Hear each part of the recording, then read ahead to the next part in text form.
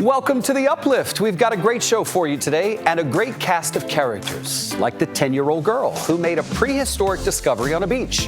What did she dig up? We'll tell you. A group of teens who helped the new kid in school in a major way. I love this story. And meet the founders of 826, an organization that has opened 9 quirky shops across the country, from a superhero supplier to a pirate store. What is the purpose of these whimsical stores? We'll let you know. Plus, a mother of 2 experiencing homelessness had to give up her beloved dog. But that's not where the story ends. It's happy. And a bus that has gone to the dogs. Where are they taking these little babies? We'll let you know on the Uplift.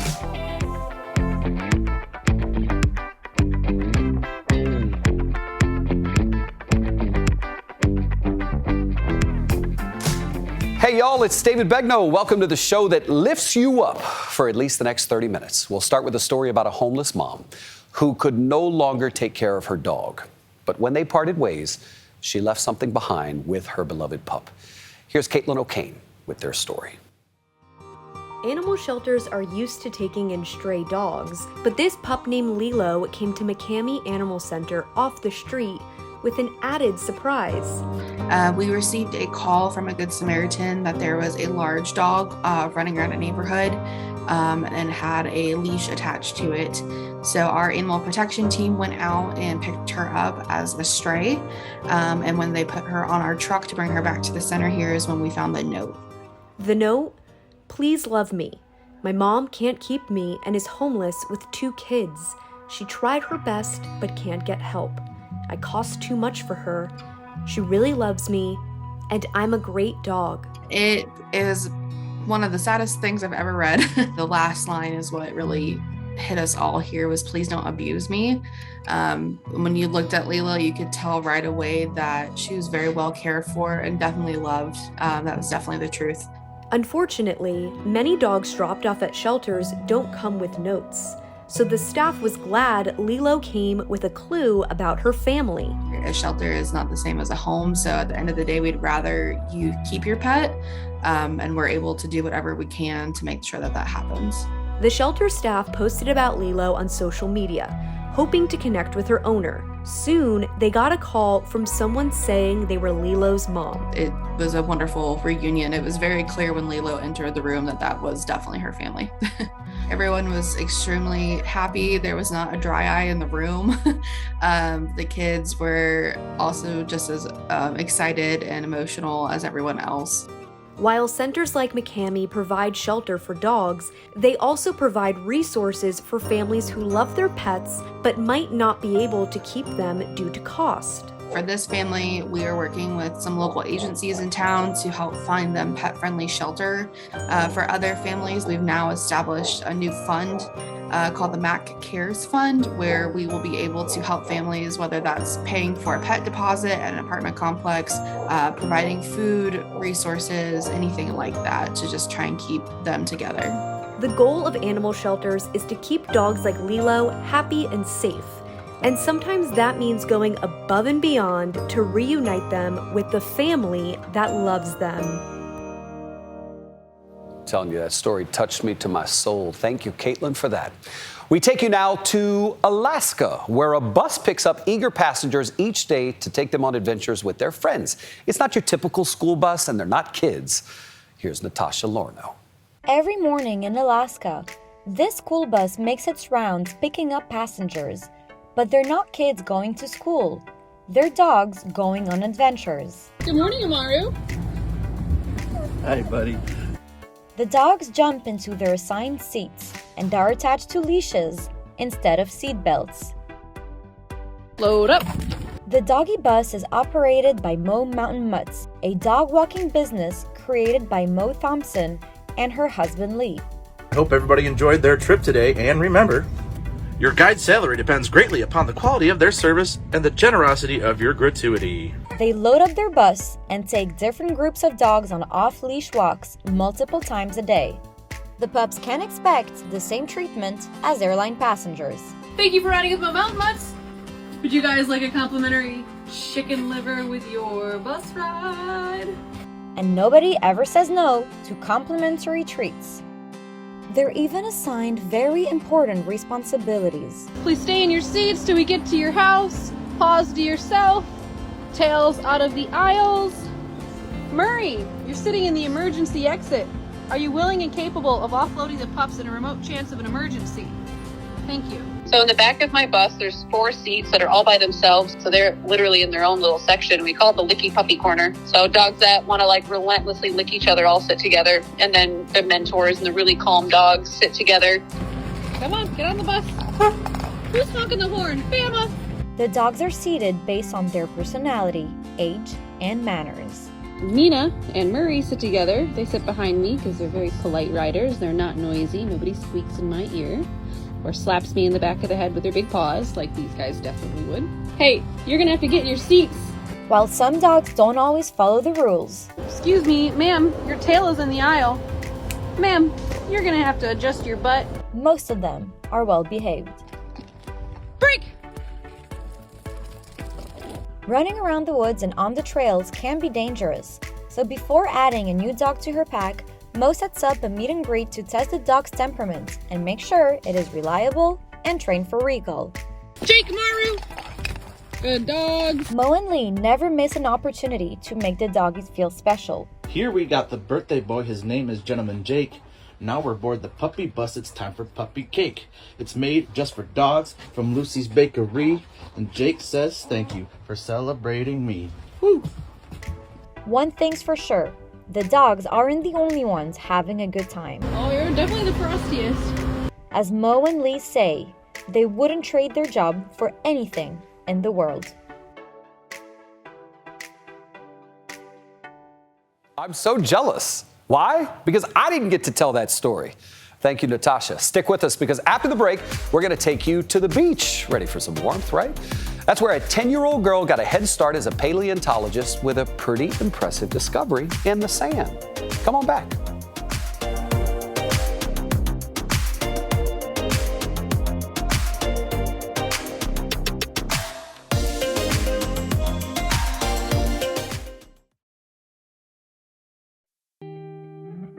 Welcome back to The Uplift. A 10-year-old girl recently made the discovery of her lifetime on a beach, finding something about 15 million years old. Here's Jan Crawford with that story. Molly Sampson has a knack for finding things. I got you. Whether it's in her own backyard or the Chesapeake Bay, where she and her sister like to hunt for fossils. So far, she's found hundreds. What do you like about doing this? It's just like treasure hunt, and like they're really fun to find and go hunt for them. Recently, Molly made the discovery of a lifetime, a prehistoric megalodon shark's tooth as big as her hand. I felt like I was dreaming because I never thought I'd find one that big. Like you couldn't believe it? Yeah. I couldn't believe it myself because, like I said, I've never found one that big. Her parents had been taking Molly to the beach since before she could walk. Yeah, I see how valuable it was for me to be out and have that experience of exploring and looking for things. It's just like fun because their shark's teeth are really old. How old are you? 9. And how old is that one? 15 million years old. She says she may want to study paleontology one day, but in the meantime, who knows what else Molly will discover.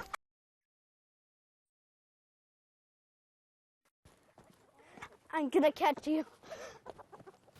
The joys of discovery. Thank you, Jan and Molly. We introduce you now to a woman who started out as a street vendor at the age of 12. Now she pays homage to the countless street vendors in the City of Angels, Los Angeles. Here's Lilia Luciano. Along one of downtown Los Angeles' busiest intersections, a familiar scene. The often overlooked street vendor. A fixture of the neighborhood, Guadalupe faithfully set up shop on sidewalks, selling hot dogs $5 a piece, 5 days a week for over 20 years. For artist Heri Torres, honoring LA's street vendors is an ovation to hard work and a nod to the staple of the city that are these mobile merchants. You go everywhere and you see street vendors, and they make the landscapes of Los Angeles. She weaves her subject's backstory into her work, etching words into the backdrop of the smiling entrepreneurs who pop up on the brightly painted canvas. Some of them actually have kids who are going to university now. And I'm a medium to share their stories and also honoring them with my art. It's not just her passion, it's part of her story. Torres' parents proudly sold hot dogs on the street in Colima, Mexico, and so did she. So at 12 years old, you were street vending. You Yes. were selling hot dogs. I was going to school, but my responsibility after school was doing my homework and help my parents. I didn't understand that until later, that they taught me how to make money. When she moved to the U.S. at 18, the sight and smell of street vending were welcome reminders of home. And I thought that it would be nice to actually have a business as a street vendor. I thought it was gonna be as easy as it is in Mexico, but it was not easy. A lot of challenges, a lot of people harassing you. It was a rough introduction, but it gave her a leg up in a new city and got her saving for college, where she eventually earned a master's degree in art from Cal State Northridge. Now, the 34-year-old's work isn't contained to art shows. They're downtown, on the side of city buses, and within the collection of A-listers like Jennifer Lopez. And I saw Ben Affleck, I'm like, wow, it's Ben Affleck. But her work does more than adorn. It advocates. We are as valuable as an accountant because we are supporting the economy, the system. That value was recently acknowledged when California's Governor Gavin Newsom signed a bill modernizing the state's retail food code, allowing food vendors greater access to permits. A reform that'll ease work for one of Torres' latest subjects, Guadalupe. Gracias. Decades of selling allowed the proud mother of 4 to send all of her children to college. ¿Qué tal? Sí, igualita a mí. Igualita, you look the same. Sí, igualita. She looks the same. From selling to painting to celebrating street vendors on canvas, Torres has come full circle. If you're having a bad day, you just can stop, get a fruit, get a tamal, get a champurrado. That's why we are there, to create smiles on people with great food. They're a part of the tapestry of Los Angeles, and a very important thread carefully woven into her life too. The good thing about being an entrepreneur since a kid is that you learn how to wait patiently for the things to come your way. I want to say, as somebody who lives in Los Angeles part-time and loves Southern California, thank you, Lilia, for telling their stories. We don't get to hear that very often. Coming up on The Uplift, when a teen started at a new school in Tennessee, a group of kids wanted to make him feel welcome. So they built him something that has changed his life. I'm telling you, wait for it. It's next. Plus, go inside a pirate's supply shop. It looks quirky from the outside, but there's a lot more to this business than meets the eye.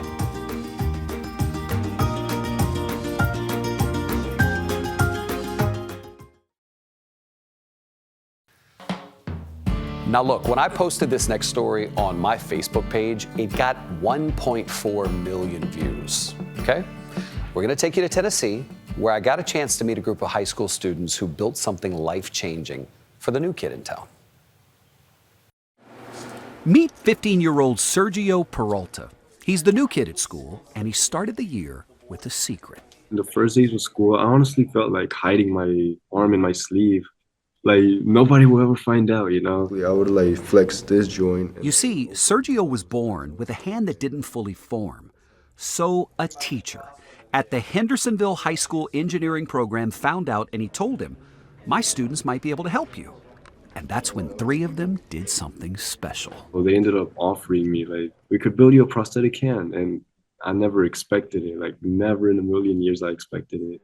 With access to online models and a 3D printer, these teenagers, who didn't even know if their plan would work, hit a home run.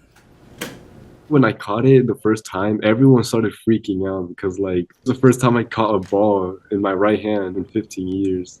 Look, school can be cruel, but these kids, they did the coolest and the kindest thing. They changed my life, you know. For their newest peer. The opposite of bullying is what those kids did. And it all started with that teacher who got the ball rolling. Coming up, meet the people behind the 826 network. They run shops with whimsical themes like pirates, spies, and superheroes, but they have a much bigger purpose. What is it? We'll tell you when we come back.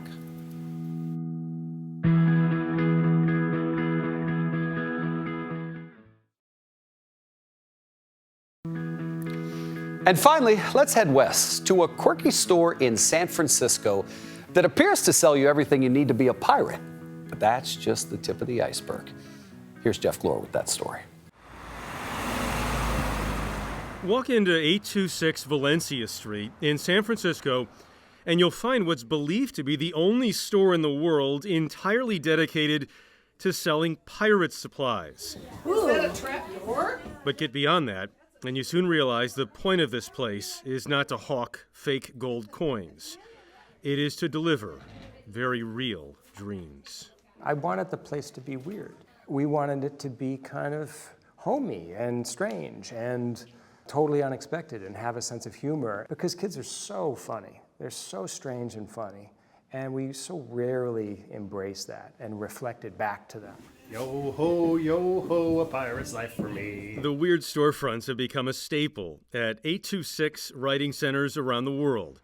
From secret agents in Chicago. Okay, are you guys ready to go through the secret passageway? Yeah. To superheroes in Brooklyn, a time travel mart in Los Angeles, and a woodland creature outfitter store at their newest location in San Francisco. When you create a place that is profoundly beautiful and wonderful and surprising, and young people walk through that space, it's a transformative experience for them, and it sends them the message, something's gonna be different here. Over the past 20 years, 826 has become the largest youth writing center in the world. If you could talk to your ancestor, what would you ask them? Matching up volunteer tutors I would ask them what were they eating in the old times. Oh, really? with students in under-resourced communities, all free of charge. Founded by Dave Eggers and Neneve Caligari, the current director is Beda Nazarian, a former school principal.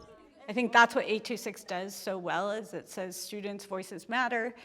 Here's the support you need as a teacher, as a young person in our system, and then let's publish you. Eggers' first major success in the publishing world was the memoir, A Heartbreaking Work of Staggering Genius.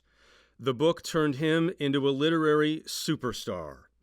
And he soon discovered he knew lots of others who were looking for ways to contribute to their communities. Caligari was a teacher working in a school overwhelmed with too many students. I had 146 students, and any one given time, I never had enough time to give them the attention I thought they deserved.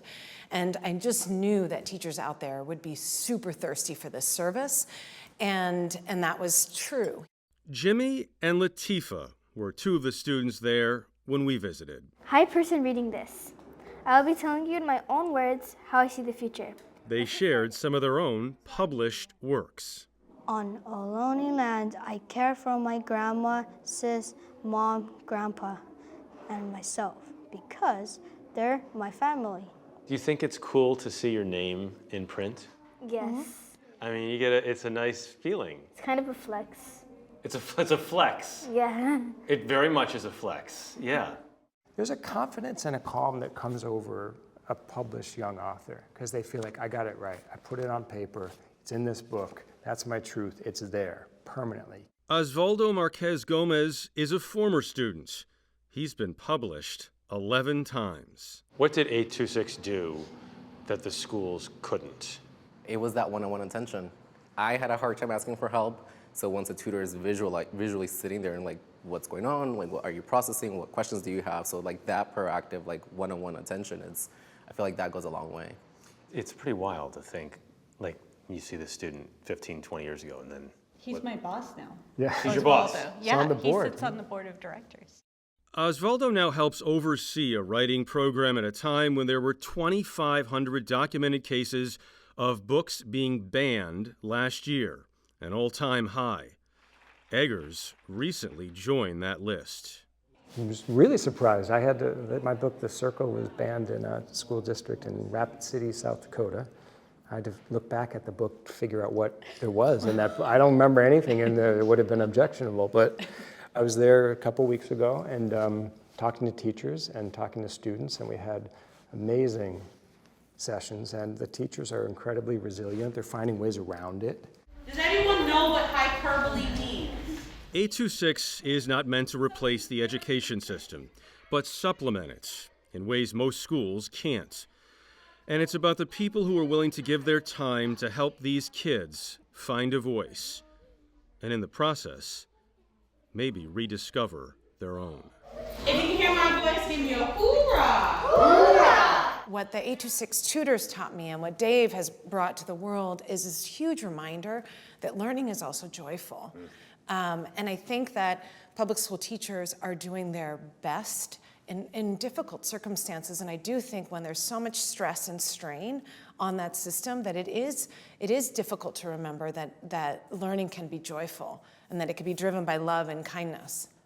Love that. Joyful, indeed it is. That is our show. It's been a joy for me to join you. I hope this brightened your day and lifted you up. I'll see you next time.